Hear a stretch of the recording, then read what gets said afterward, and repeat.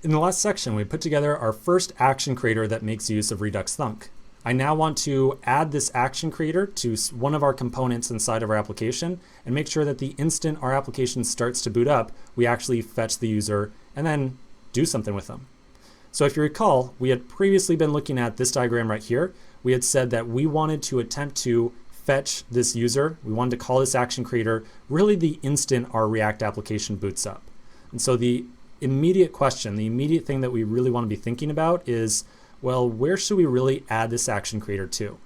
Well, I'm going to suggest that the best place to add this call, or the call to this action creator, is going to be our app component.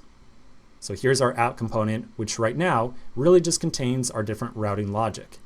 Now you might say to me, Stephen, shouldn't we add this action creator to the header? Like, the header is what actually cares about whether or not the user's logged in. Isn't that where we should call the action creator? Well, you know what? You're definitely right. Right now, only the header cares about whether or not the user's logged in. But very shortly, we're going to have other locations inside of our application that also care about whether or not the user is signed in. So this is not the only location right now that cares about if the user is signed in or not, or at least the header's not. Other locations will as well. And so we're going to centralize that logic inside of our app component. Now, the next thing we need to be aware of is that right now our app component is a functional component. We really only want to attempt to fetch the current user the very first time our app component is rendered to the screen. So I'm going to suggest that maybe we should refactor the app component, and rather than making it a functional component, it should be class-based instead. And that way we can get access to a nice lifecycle method, which will be automatically called when this component is actually rendered to the screen. So I think that step number one right here is to refactor app to a class-based component. And then once it is refactored, we will then use it to call our action creator. So let's get to it. The first thing we'll do is modify our import statement for React at the top and make sure we also pull in the component base class as well. We will then refactor our functional component over to a class-based one. So we're going to do this step by step. First, we're going to find the const app declaration at the top. I'm going to replace it with class app extends component.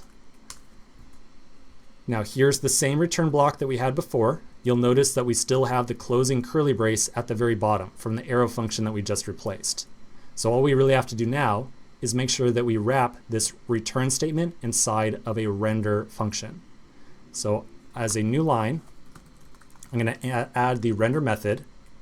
I'm going to make sure I close off this render method curly brace right after the return statement, like so. And then I'm going to indent the entire return statement. Okay, so there's the refactor. So now we've got render, return, here's the closing parenthesis for render, and then the closing curly brace for the render method, and then the closing curly brace for the overall class. Now, we've got our class-based component. We will add on our lifecycle method that we will use to fetch the current user. So I'm going to say component did mount. So in other words, the instant this component has been mounted or rendered onto the screen, go and attempt to fetch the current user or figure out whether or not our current user is actually signed in. Now you might look at component did mount right here and say, you know, Stephen, don't we actually want to figure out who the current user is before we render this component to the screen? You know, shouldn't we use the lifecycle method component will mount instead? And the answer is that, well, you know what? Two reasons that we're going to use did mount instead.